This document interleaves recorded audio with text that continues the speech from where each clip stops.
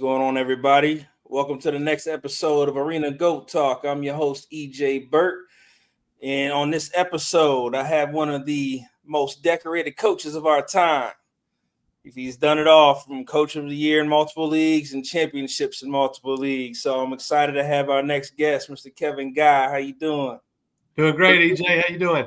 I'm doing all right. I appreciate you taking your time to come on and sharing your story, give any tips, that you want to share, but, just chop it up and talk arena football with one of the best. Yeah, absolutely. I owe a lot to my career, to growing up and starting off in arena football. And it was a lot of fun, back in 1996 when I got in it and I had no idea that I was going to make a career, out of this league. But as you build relationships, opportunities, doors open for you and you get some opportunities. And, I just took advantage of some relationships and moved forward with it. Mm-hmm. So let's start from the beginning. So where are you from? Is it Alabama? I am. I grew up in Alabama. I went to Shelby County High School. I'm from a couple of places. My mom and dad moved me in 8th grade, but I grew up I was born and really raised in Bessemer, Alabama. Went to McAdory High School, the same high school Bo Jackson went to. So his brothers and sisters were around my age. I grew up with them. And, obviously we had a lot of Alabama fans around there, but, Bo being a McAdory Yellow Jacket, we all rooted for him while he was at Auburn. And then I moved and finished at Shelby County High School. It's in a small town in Alabama called Columbiana, and in Shelby County. And so about 45 minutes away from Bessemer. So had a great time growing up. I was grew up, in really two small towns and just outside of Birmingham, and had a lot of fun, a lot of great people there, a lot of great memories. Yeah, good. So let's talk about how you got introduced to the arena game and kind of like your initial thoughts. When you got introduced to the game and when you first got into the game, and kind of talk about your path. Yeah, sure. So, I played it at West Alabama. And then when I got done, I went down, to the Senior Bowl. And I used to have a combine down at the Senior Bowl. And a lot of the arena coaches and Canadian coaches would all come down and evaluate players. And I actually ran the fastest 40 time that day and, was covering some receivers that were playing in the World Football League at the time that were looking to make the jump. And I actually had a good workout and came back. And I just got an agent, and it looked like I was going to actually sign with the Birmingham Barracudas, which was a Canadian team. In 1995, there was, 6-7 teams in America that were Canadian.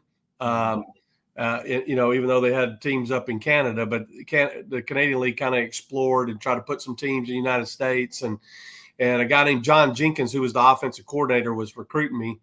Well, they folded right when I had signed with them. And my last year of college was 95, and I believe they folded like January or February of 96, right after the season. And my quarterback coach at West Alabama got the offensive coordinator job at Minnesota. And let me back up a little bit. When I was at that combine down at Senior Bowl, I met John Gregory, and John Gregory came up to me and was talking to me about coming to the Iowa Barnstormers. And we began those conversations. Well, while that was happening, my quarterback coach at West Alabama got the offensive coordinator job for the Minnesota Fighting Pike, probably the best name ever of the arena football leagues, right? The Fighting Pike. He called me. He's like, look, if you're going to play arena football, you're coming up here with me. And I played both ways in college. I played receiver and defensive back. So I was built for that game. I was already ready for it. And, went up and played for the Minnesota Fighting Pike. And that was my first year. And it was really, to kind of show you how rural I was in Alabama. That was the first flight I ever got on, go up to the Fighting Pike. And they put me on like the smallest plane ever from Birmingham to Minneapolis. And it was my first experience with turbulence, and it scared the hell out of me. I thought the plane was going to go down any second. But landed, it was in February, March of 96, and I stepped off the plane, and it was one of those deals where you land outside and you have to walk inside. Mm-hmm. And there was snow and ice everywhere, and I stepped on some black ice, and my feet came out from under me, and I busted my head open. That was my first experience of going to the Arena Football League. So what did you think when you finally, got a taste of it, you're playing the game? What was kind of like your first thoughts? It was different. Our first game was, I'm trying to remember, I believe it was against, we went down to Houston. I believe we played Houston. They were an expansion team too. And it was the battle of the two expansion teams, and we beat them. And we were all full of ourselves and feeling good about ourselves. And we had a lot of talent on that team, of some great players, that wound up being great players in the league. Ricky Foggy was our quarterback, the Fog Dog. And, we had Alvin Ashley and Adrian Lunsford. And, we had some guys that turned out to be really good players. Jeff Lutz was our backup quarterback that year. And, he went on and played several years in the Arena Football League. And we won that game, and I believe we hosted the Iowa Barnstormers, which Kurt Warner was the quarterback. And I mean, we were beating the brakes off them in the first half. And so that coach I told you about that got me to come up there, they were all from up north, and you know how people up north love hockey. He told me, he said, man, if you really want to be a popular player in the Arena Football League, you got to be that guy that starts fights, kind of like they do in hockey, right? So I forget the guy's name, but one of the receiver DBs from Iowa caught a touchdown. And when he scored a touchdown, I just went and punched him right in the chin. and a big fight broke out. And Ray Yock, the head coach, had me in his office the next morning. He told me, you ever do that again, you're out of here. And but I was like, hey, I was just following orders. But so I learned real quick that we weren't going to go by hockey rules. So we had to go by the league rules. So how long did it take you to adjust as a player to, the game itself? Well, it was different. To be frank with you, I wish people in the outdoor game could play the indoor game first, because if you go back to the outdoor game on the big field, it slows down for you real quick. But because the game is so fast, right? And that vertical motion, they get up on your toes, really quick, and you have to learn how to play leverage and play square and get good lateral movement and take away the inside and kind of, force them to, if you're playing man, a lot of times you're going to get a lot of sails and out routes and kind of force them to that wall, right? Where you can kind of run them to the wall and bang them in there. But, it was different. The ball comes out a lot quicker because, when I was playing, I was a two-way player at first. And, and then I went to be a defensive specialist, during that first year. I started off as a two-way and then wound up being the defensive specialist with Adrian Lunsford the second half of the season. But, Ricky, the quarterbacks, he was learning, but the ball would just came out really quick. And shorter field, the field's only 28 yards wide, so gets to you a lot quicker. And, I think it's a one-cut league. You're able to make one cut, and you got to get north and south and get what you can get. And there's not a lot of reversing the field, but it was definitely an adjustment. We just kind of learned the game as the year went on. We weren't very good at the beginning of the year. We were an expansion team, but as the season went on, I believe we wound up winning like 3 out of our last 4 games that year and finished off pretty strong. Mm-hmm. All right, good. So I guess talk about that journey from transitioning from a player to a coach. Yeah, sure. So, 1999 was my last year playing, and we had went to the championship. I played for Orlando Predators that year, and that was a year that Jay was the coach, and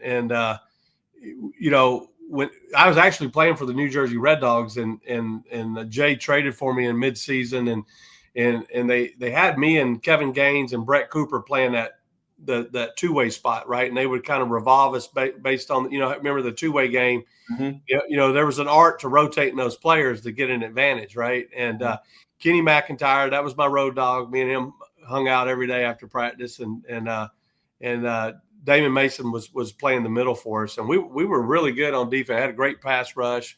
we had McKenzie and BJ and those guys up there that could get after it. And, when they traded for me, Jay put me at the two-way spot, which allowed them to move Barry, who was starting to get a little older at that time. And they moved Barry to the jack linebacker spot, and we kind of got on a roll. I like to take credit for that run we made at the end. It was the trade that made it happen. But, we just started playing better. It was a young football team.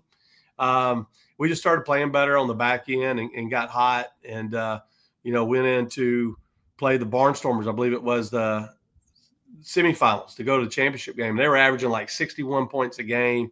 We held them to 0 at halftime, and our defense was playing really well. And then we wound up getting beat by the Albany Firebirds, who was voted the best team ever, right? Mike Pulowski did a great job, and they had Eddie Brown and a lot of good players on that team. So it was a great game.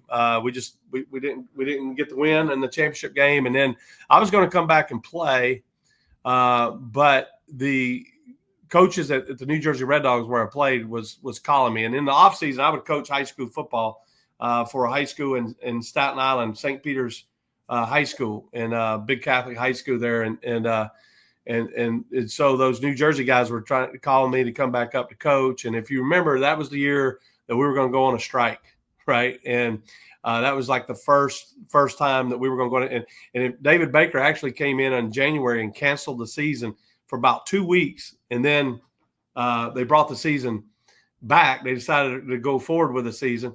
Well, I was trying to decide, do I want to play? Do I want to coach? And I decided, hey, if I sign this coach's contract, I might get my money. Okay. If I was a player and we was on strike all year, I might not get paid. So I wanted to protect myself financially. So I made the jump, and it was the craziest first year of coaching I think that any coach could ever, explain their experience. But, I started off as a DB coach, and then kind of right towards the end of training camp, the head coach just basically gave me the defense. And so I went from DB coach to D coordinator. And then with 4 games to go, they fired the head coach, and I became the interim head coach in my first year coaching ever. And I think because, I sure as hell didn't know what I was doing yet. I didn't have the experience, but the owner, I think I was the only one on the staff that the owner still knew, and that was the relationship there. And I didn't talk to him all year until, they called and asked me to be the interim head coach. I hadn't seen him the whole time. He wasn't even involved. And then the young lady that ran the front office, she called me, Beth, and that was history. So, but they renewed my contract as soon as the season was over. And, I wasn't ready for sure. But at the same time, I felt like I could be a good recruiter. But looking back on it and having the experience that I have today, that was the owner protecting me as a former player and a coach in his organization. He protected me. He wound up selling the team right after he renewed my contract. So the new owner had to come in and buy my contract out. And I went down to the Florida Bobcats and was the defensive coordinator for Dave Hewitt that next year. Mm-hmm. And I got paid like a head coach all year because I got my contract from New Jersey, and I got my contract from, and Tim Markham was the one, Tim Markham called me, and he's, everybody back then when I was everybody calls me KG today, but back then everybody called me Bama. But Tim Markham called me and said, Bama, he goes, this is when you make your money, when you get fired. He said, don't ever quit. And, so, I took the buyout and went down to Florida and made some pretty good money that year. And I got married at the end of that season. And that money came in hand with the wedding and everything. Mm-hmm. Good. So for people who don't really know you, I guess, how would you explain your coaching style? Oh, I'm direct. I don't like sugarcoating anything. I think communication and trust is the number one thing you got to have in the organization. And what I try to get across to the players is that the coaches and the players are in this together. We got to do it together. And I'm about accountability, and I've certainly I like tough guys. I like tough guys, and I like guys that love the game of football. And if I sense that you don't, or you're not tough, or you don't love the game of football, I get you out of there quick. And I tell my players all the time, it's about production. And if you produce, you get to stay. And if you don't produce, then we're going to make some changes. And the reason, I'm very direct because, listen, let's be fair. If a player gets a contract to go to a bigger league, he's going to go, right? And so, and I want that for them. I want them to be able to get that opportunity and go do that. But at the same time, I've put my name on this team and this organization, and I got to give it my best. And, that means I got to hold everybody in the organization accountable. And, if you're not producing, then we're going to make a change. And that's just the nature of the beast. And, I love my players. I appreciate all the hard work that they give us. And, most of the time, the only ones that you hear that are complaining or taking shots at me or the organization are usually the ones that we run off. They're disgruntled employees. So, if you're doing your job, they're the ones that love being there, right? So, we got a great organization. We got the best owner in sports at the Arizona Rattlers. And, he gives us everything we need to be successful, where we're not beating our heads against the wall to make it work. And we do a great job of taking care of the players in terms of housing and food and the just the overall experience at the Arizona Rattlers, how we travel. And, we run it like a business. There's no ish in our organization. If I say a meeting starts at 8:00, it starts at 8:00. And I'm big on not wasting people's time, because when someone shows up late to a meeting, what you're saying to someone is your time's more important than mine. Right. So I that's one thing that two things I tell the players: look, don't ever lie to me. If you lie to me, I'm done with you, because I just talked about communication and trust. Right. Mm-hmm. And then, the other thing is be on time. Be on time. I'm not going to waste your time. My players understand when work's going to start every day, and they know when work's going to end every day. And I think they appreciate that. And that's why they like playing at the Arizona Rattlers. Mm-hmm. All right. So, are there any, as you evolved as a coach from the beginning to now, are there any good lessons that kind of stick out to you that you learned along the way that help you, be the coach that you are right now? Wow, I could take that one so many different directions. From the football side, I was fortunate enough to play for a lot of good coaches, and I learned something from every one of them. I played for John Huffnagel, Ray Yock. Both of those guys were very successful in the Canadian Football League, and in the Arena League, I played for Jay Gruden. Okay, I never played or worked for Tim Markham, but me and Tim we hit it off, and we talked a lot, especially a lot towards the end of his career. We probably talked 2 or 3 times a week on the phone. And looking back on it, it was those relationships, studying the game, taking a little bit from every one of them, and then some philosophies that I believe in principles. So and I kind of put that all together. But the big thing for me was when I got into coaching, I had some opportunities early in my coaching career. I had some opportunities in college. I had some opportunities in the NFL. I had some opportunities to go to Canada. But I told myself, hey, this is the game I played. When you look at the coaching business, it has a high divorce rate to it, right? And I wanted to be responsible for my kids. I didn't want to be this coach. One of the things when I was a young coach talking to older coaches, a lot of those guys that I talked to weren't involved in their kids' lives a lot growing up. And I felt like the Arena League allowed me to still be able to do that. And, I made a decision to stay in the Arena Football League, and I wanted to keep my family in one place. And when I knew when I got with the right ownership group that we could go build something. And I just told myself I had to expand. I didn't want to be just labeled as a coach, and I had a business mind. I always wanted to be an entrepreneur. And, when I took a head job, and, you remember the AF2 days, you were in those days, right?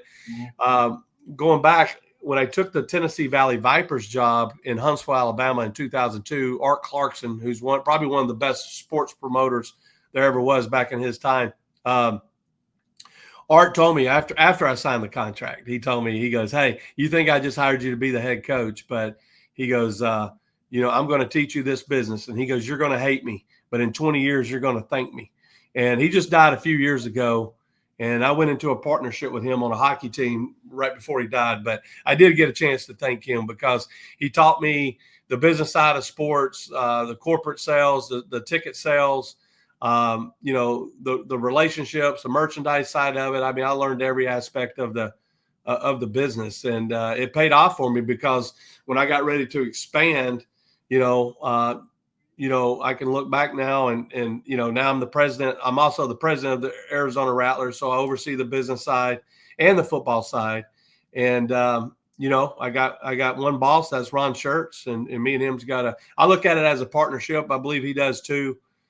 We've both agreed that we'll do it together. And then when one of us want to get out, we'll probably move on. Both of us will probably move on. But, but I needed to expand. I wanted to keep my kids. I was able to get my kids from kindergarten through. My daughter's through with college now. She just graduated last year from U of A. She's getting ready to go to law school. And my son's a freshman quarterback at Fort Hays State up in Kansas.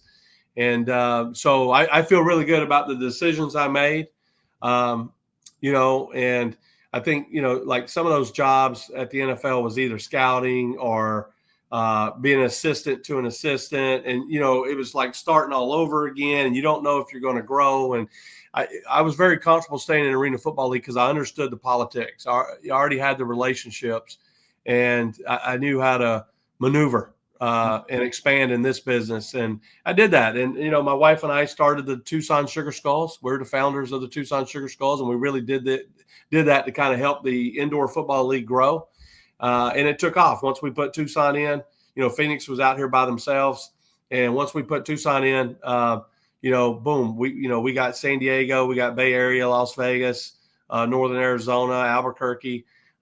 So, the league really started to grow on the West. And so I look back, and I'm always one that likes to look forward. But, when I look back on it, we made some really good decisions. There were some bad decisions in there, but you learn. I think people learn when they have pain, and I was able to make some good decisions that work for me and my family. And that's, and I've really enjoyed this game. I owe a lot to it. And now I'm at the point where, I'm kind of in that role that Tim Markham's in, even though I'm still just 52. I consider myself young, but there's not a lot of old coaches in this game now. So now I find myself trying to help some of the younger coaches out and advise them on, hey, you might want to think about this or think about that, to kind of help them grow and their families grow, in this business. Because I love the game. I think it's a great sport. It's a lot of fun, and it's allowed me to do other businesses while I've been able to get my football itch in. And I can't I can't be more thankful of what this platform has provided for me. Good. So I guess talk that transition when you've been at AFL for all those years, then you end up making that move to the IFL. I guess kind of talk that transition for people who don't that don't know your story. Yeah. So it was probably. Well, it was 2015. I went to my owner and I just told him, I said, hey, this Arena Football League model, I don't think it's going to last much longer. And, and he was like, well, where would we go? And, and I said, well, there's a league in the Midwest called the Indoor Football League. And I said that might be a direction we might need to head. They got a pretty good business model that we could keep this thing moving, because I knew my owner, Arizona Rattlers is a big brand in this business, and we wanted to make sure we kept the brand going. And we got a great fan base out here and great support from our community. And so we didn't do anything that year, but 2016, we made another run to the championship game, and he came up to me, I don't know, not long before the championship game. He goes, "Hey, what do you think about moving the Arizona Rattlers to this new league?" I was like, "Oh, Ron, that's a great idea." Ron's a great guy, but he loves for things to be his idea. So, and so I was like, "Ron, that's a great idea. Let's look at it." And so we flew to Kansas and met with a gentleman and had a discussion. And the next thing you know, we made the transition. In the league, I think stuck around maybe 2 or 3 more years, and then it went into bankruptcy again after that. And we just saw it coming, and we wanted to protect our fan base. We wanted to protect. Now we weren't going to make the move unless we could keep our logos and our and all that. So trademarks and stuff. So we Ron negotiated a way to get those trademarks and logos, and we went to the Indoor Football League, and it was that year. He asked me about taking over the whole business, and I just told him, I said, I didn't think it was the right time. I just said, "Hey, we got good people in place. Let me focus on the football," because I saw some other teams make that transition and they lost their fan base. And I said, "Let me worry about the football side. Let's win this first year. It's going to be a new product." And, we watched a lot of film. And one of the things I saw, and people look at me sideways when I say this, but the indoor football league is way more physical than what we played in the arena football league. And I'm not talking about the box. The box is the box, right? But the type of game is more like the outdoor game. And I noticed right away we had to in the arena league you can get away with just man guys, but they're not great tacklers, right? And in this game you have to tackle. You have to have guys that can come up and tackle. And but we made that transition, and we won the championship the first year. Our fans were excited. I think we showed everyone how to make that transition without losing your fan base. I thought the message was great.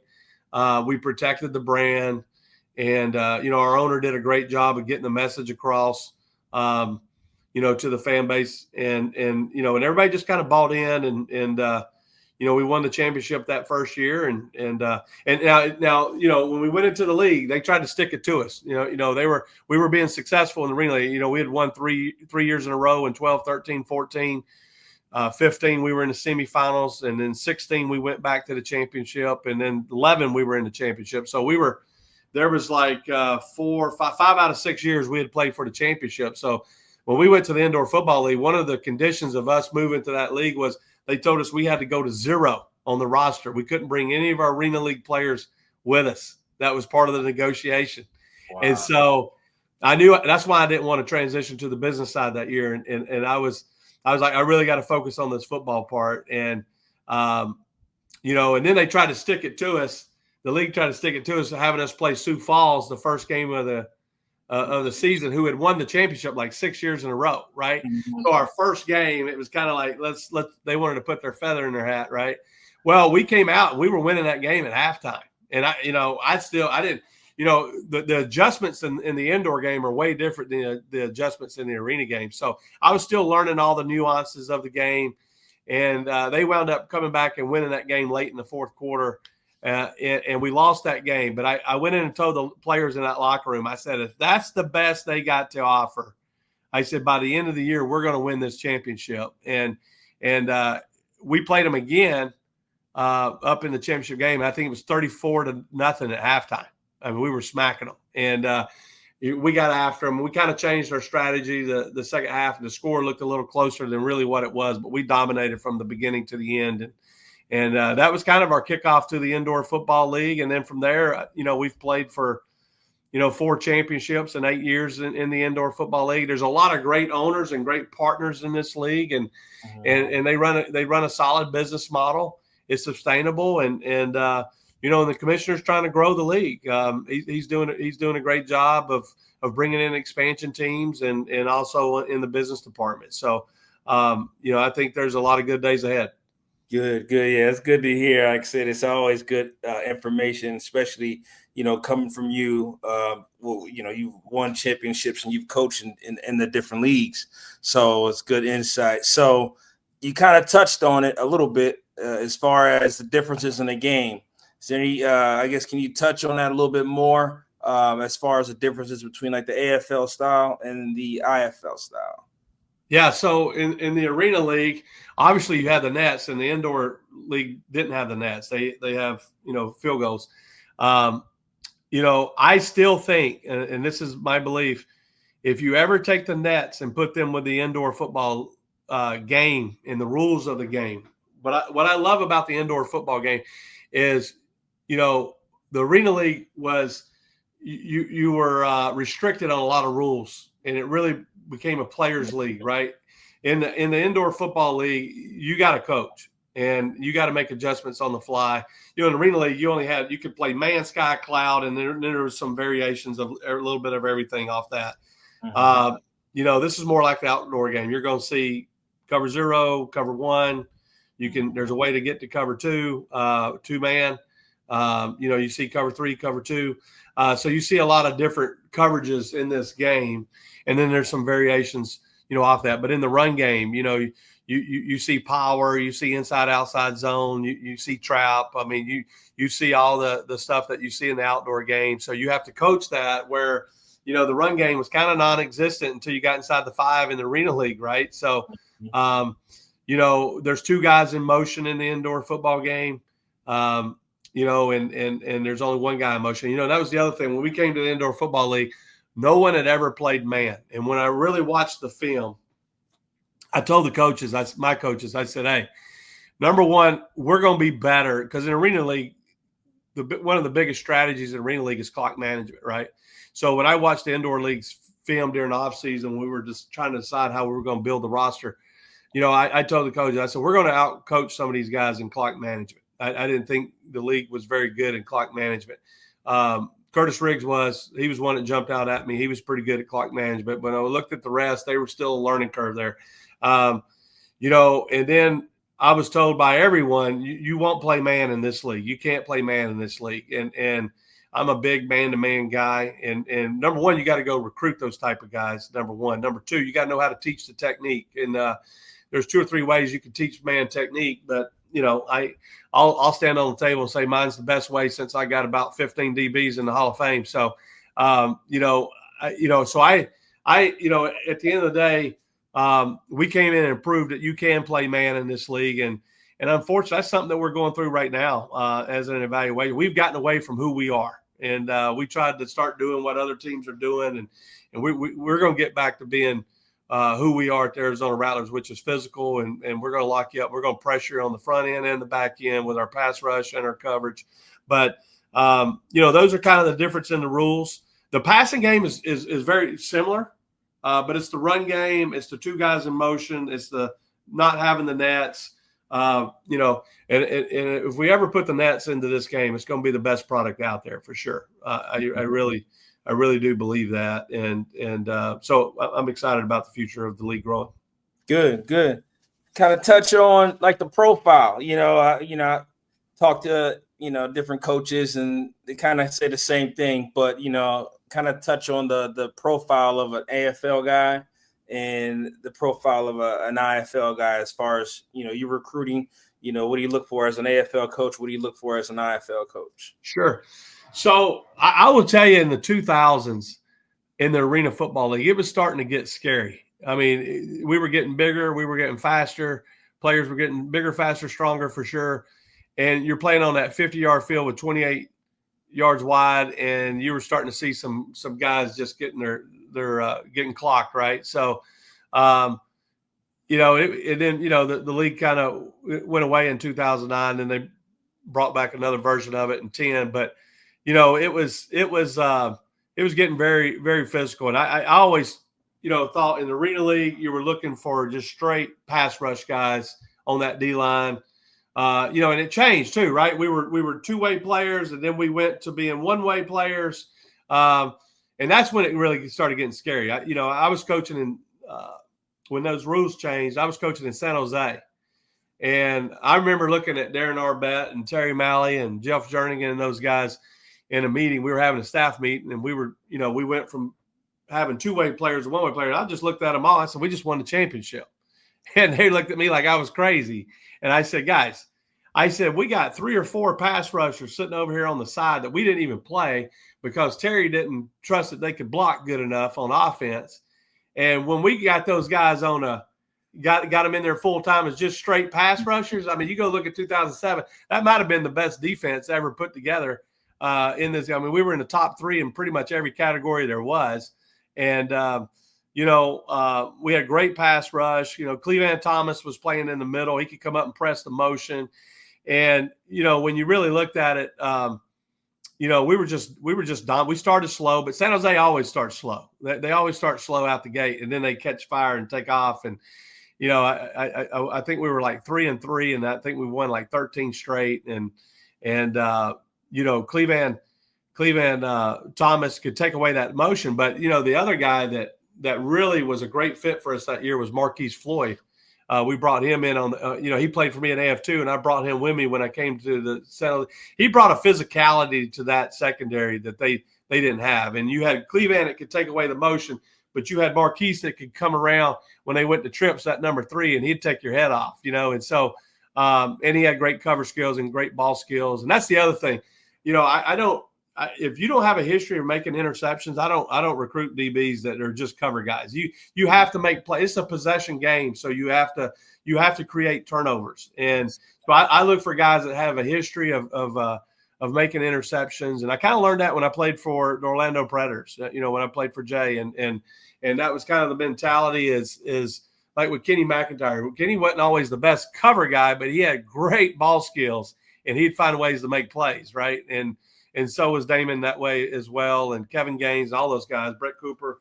But I kind of stuck with that philosophy throughout, and it works. And then what happened was, for me, I got to really learn defense when I was in Orlando.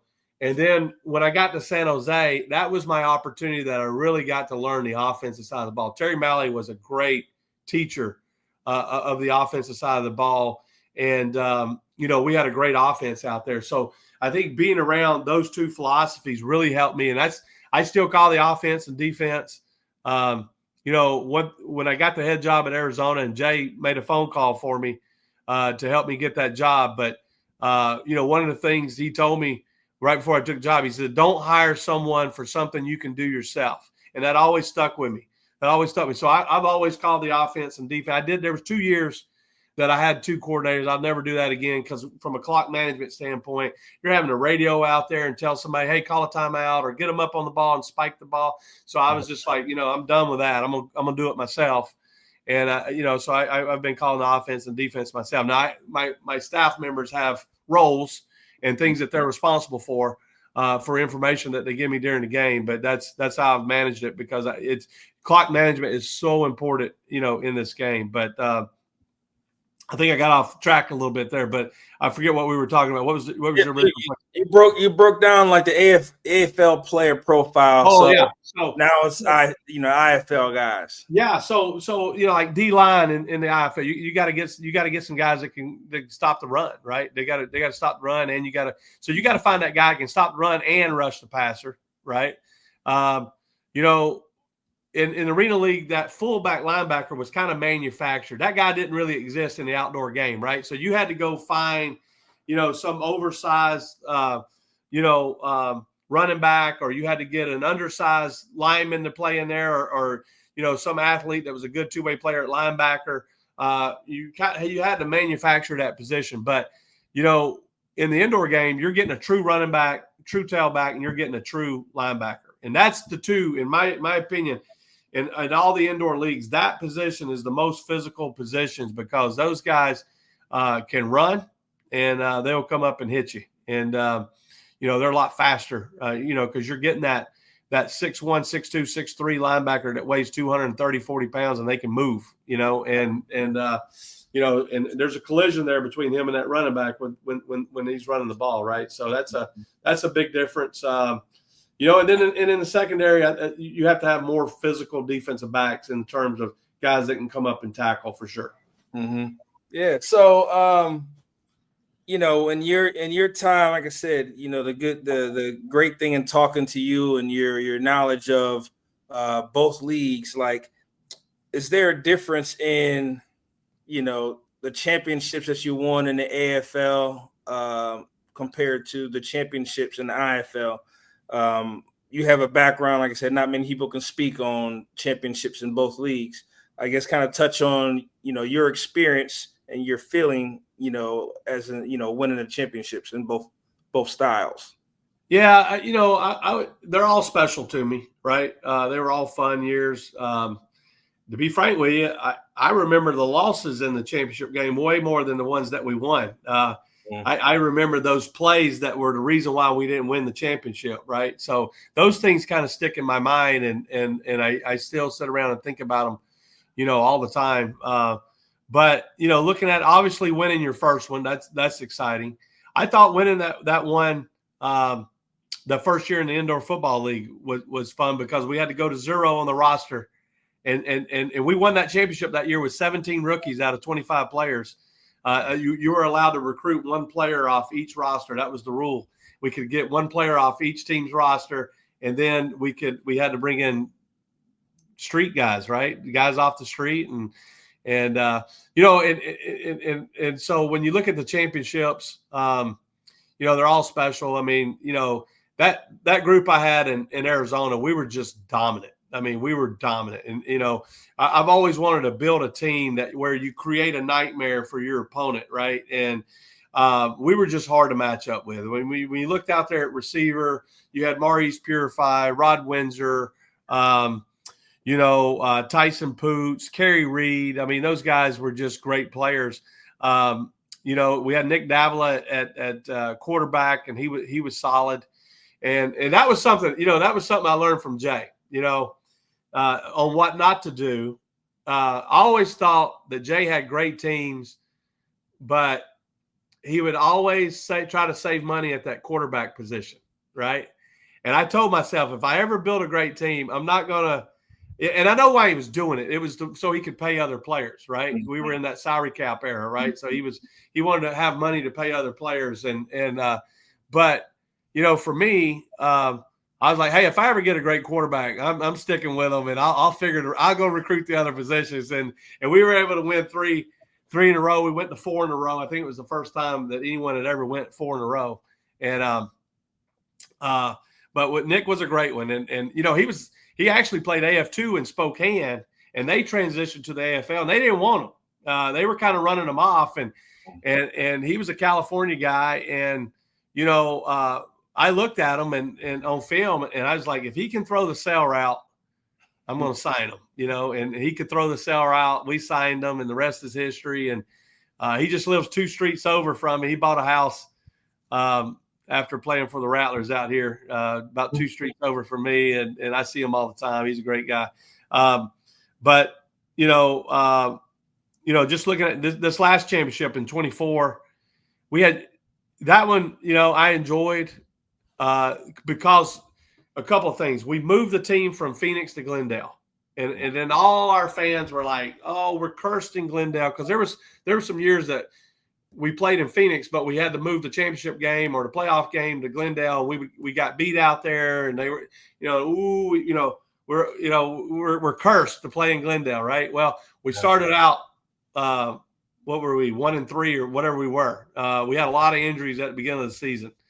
And, then I knew we had a good team. Once we got healthy, we got on a run. I forget what we won. We won, I don't know, 11, 12 games in a row, whatever it was. We won the championship, and there was a lot of gratification, in that one because, the fans were starting to get really negative at the first half of the season.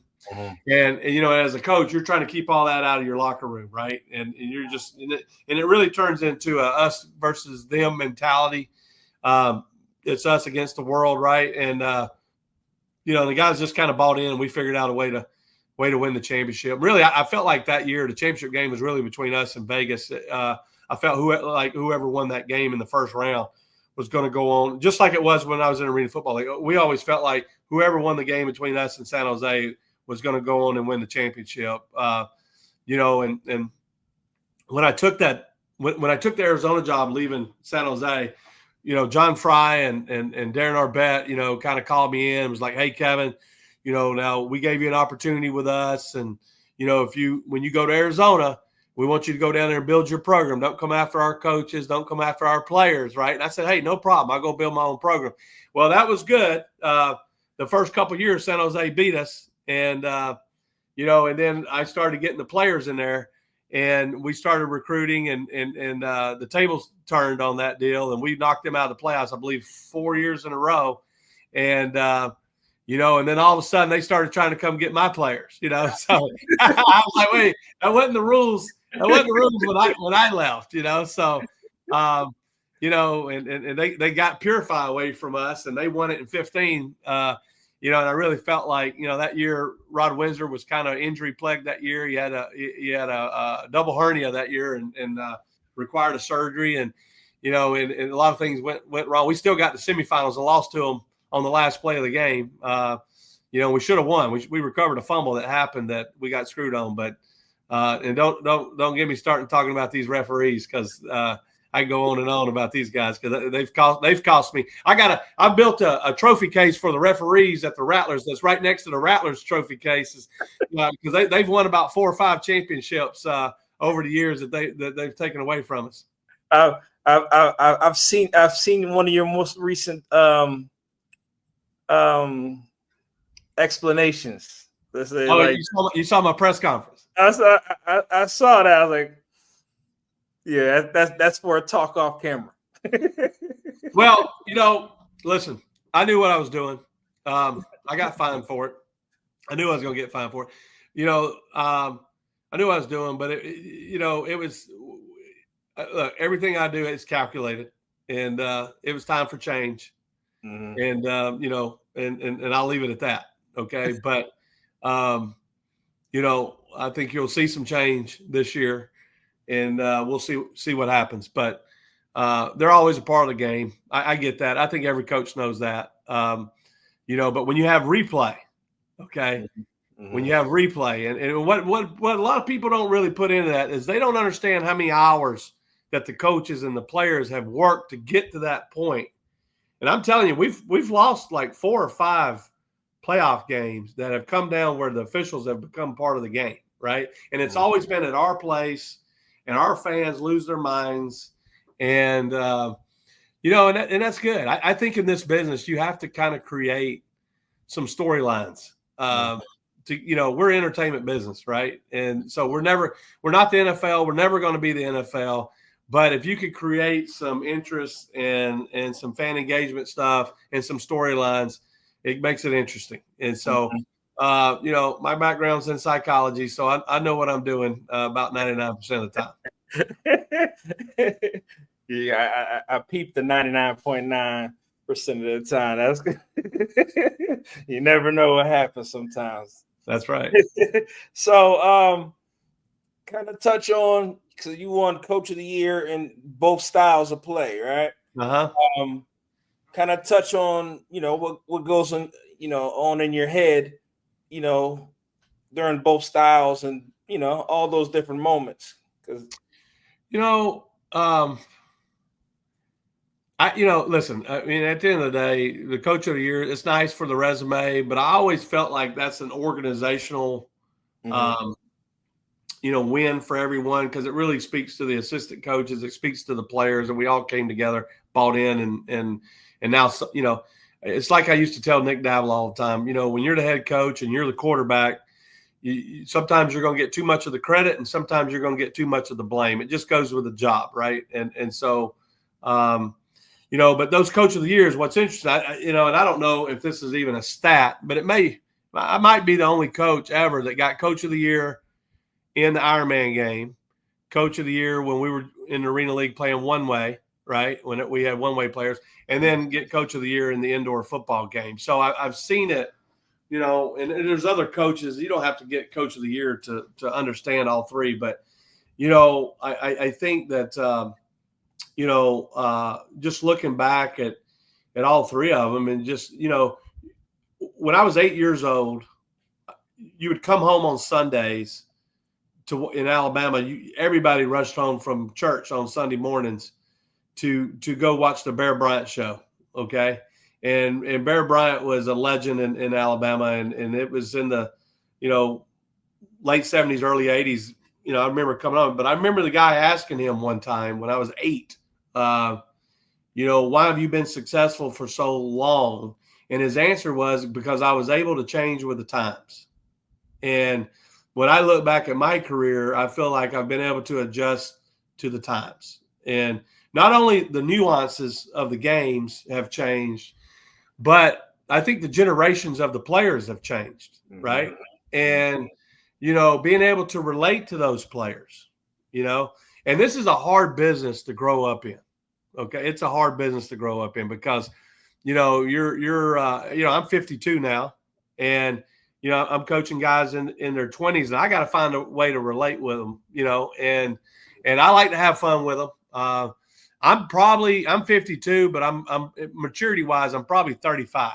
Okay. So I can still relate to those guys a little bit. And so, I have fun with them. We play music at practice, and, used to, we had no music at practice. Right now there's music at practice, and, I'll dance with them a little bit, and they think it's funny when I know the lyrics to the songs and all that stuff. But I just hadn't changed. I grew up in this business, and it keeps you young. I think this business keeps you young. And I really enjoy my relationships with the players, and more so when they get done playing. I kind of keep my guard up while I'm playing. I have fun with them, but I also like, hey, there's a line here between players and management, and I need, because I got, when you make decisions, you just got to look at it like everything's black and white on the grease board, right? And you got to make the best decisions in my position for what's best for the organization. So, but at the same time, I tell players, hey, man, you can't be stressed in this business. You just got to go play, make plays. Everything can take care of itself. Can't worry about the things you can't control. And but when they're done playing, I mean, I get letters, I get text messages, I get phone calls, or they come see me in person.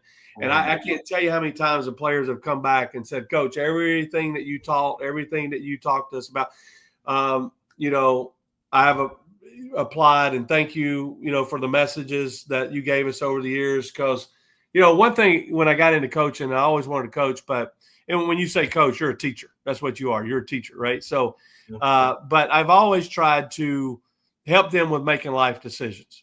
If somebody wasn't there for me, I don't think I would have had the success I had over my years getting some mentorship for some people. So I'm always talking to them about life after football,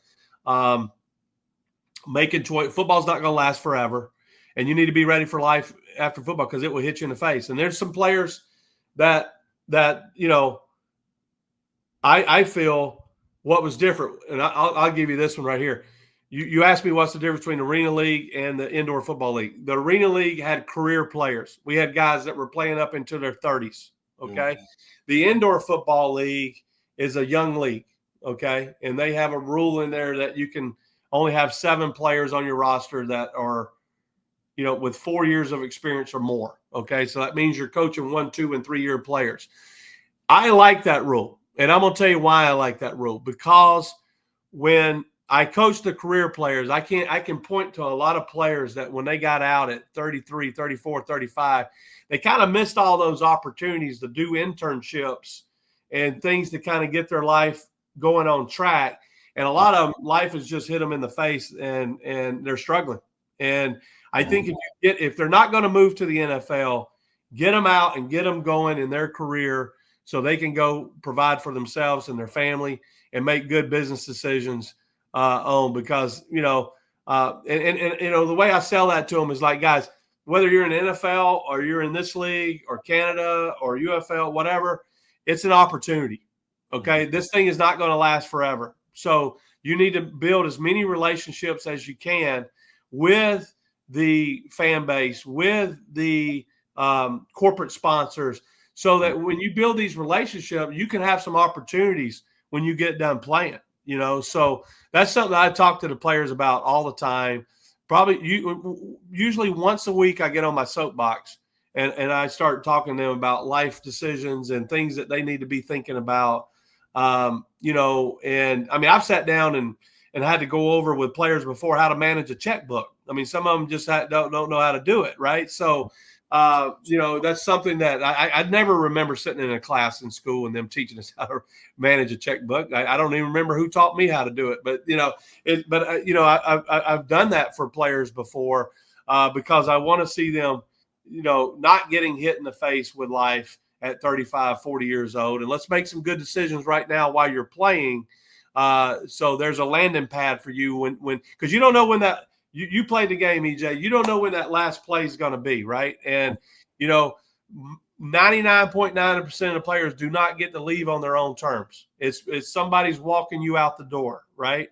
Because the players they're going to try to play as long as they could, and as long as they can, and so. Most of the time, somebody's going to walk you out the door, or you get hurt, and it's a season-ending injury. And if it's late in your career, it's hard to come back from that sometimes.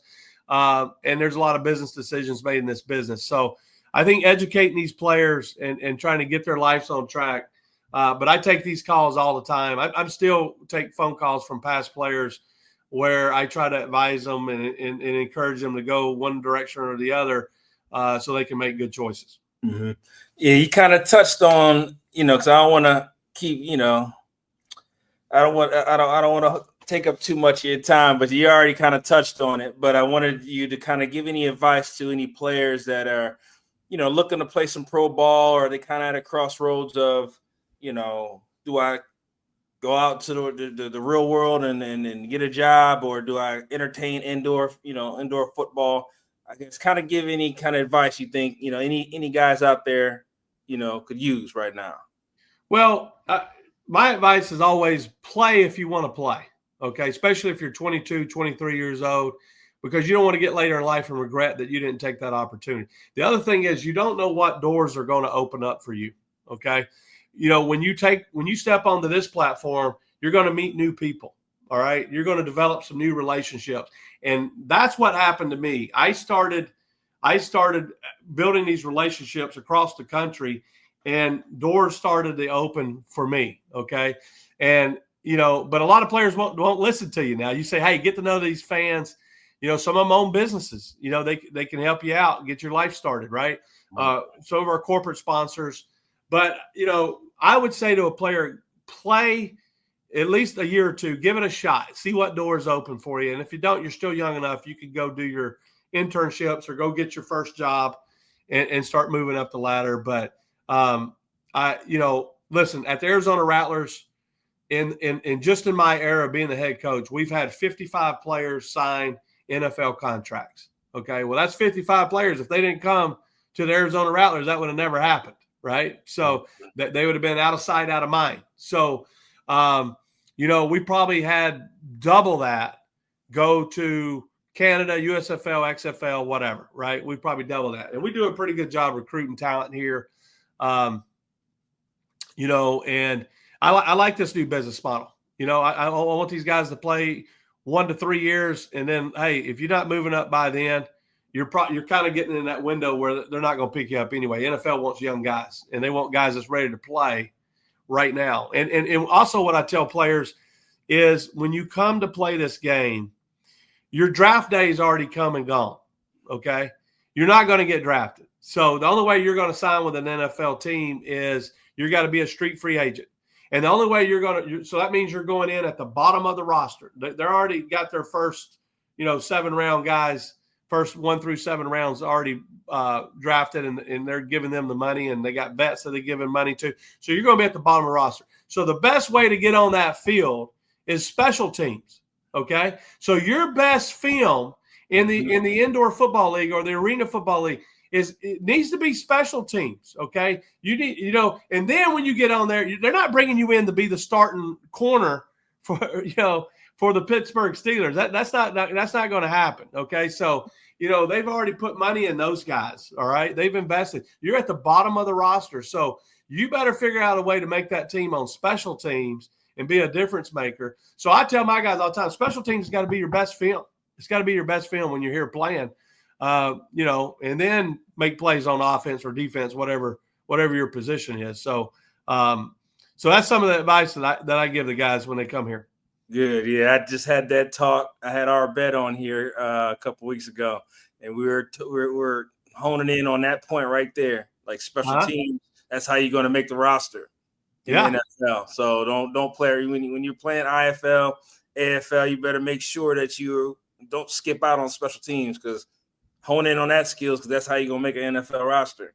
So, well, and to be honest with you, when I cut the film on, okay, one of the first things I do is I go, and this is now in the coaching world, I can tell if you're a well-coached team just by me watching your special teams. All right. If you got great special teams, then I already know you're going to be all right on offense and defense. But if your special team is lacking, and that's something I tell young coaches all the time, it's like, hey, get locked in on the special teams, because there's a lot of hidden yardage and hidden points in that part of the game. And if you don't manage it and you don't coach that part of the game, now it's going to catch up with you. Mm-hmm. Definitely. So, all right. Well, appreciate you coming on. I don't want to take up too much more of your time, but definitely always great to hear from you and, pick your brains. And again, I probably wouldn't say this if we're coaching against each other, playing against each other, but you're one of the best to do it. And it's great to, have you on and hear your point of view on things. Yeah, well, I appreciate you, EJ, and it's great to see that you're doing well in life, and you were a great player. I remember you well, and I coached against you a few times, and we always had to account for you. So, and that's the thing. Like, I'll leave you with this one. Another pet peeve of mine is when we vote for all league players, right? And coaches run and they look at the stats. I mean, them stats. You know how you can pad stats in this league. So I don't even look at the stats. I could care less about stats. To me, in all league players, if I watch film and I got to game plan you and I got to worry about EJ rushing the passer, okay, that's an all league player. If you're jumping out at me and we got to figure out ways to slow you down, that's an all league player. I could care less about what the stat says at the end of the year, because we all know that teams that are behind, they're throwing the ball all the time anyway. So to try to get back in the game. So that stuff can be a little misleading sometimes. So to me, it's like, okay, who did we worry about when we had to line up and play against these guys, right? And I know you were one of them type of players. I know, and I remember when you played for Jay Bird down in Orlando, he always talked highly of you as well. Yeah, I still talk to Jay to this day. But yeah, appreciate you coming on and sharing your story and your thought processes. And well, good luck with everything, and definitely be in touch if I can do anything to help you out in the future. Feel free to let me know. You bet, EJ. Same here. All right. Appreciate you. Have a good night. Thank you, brother.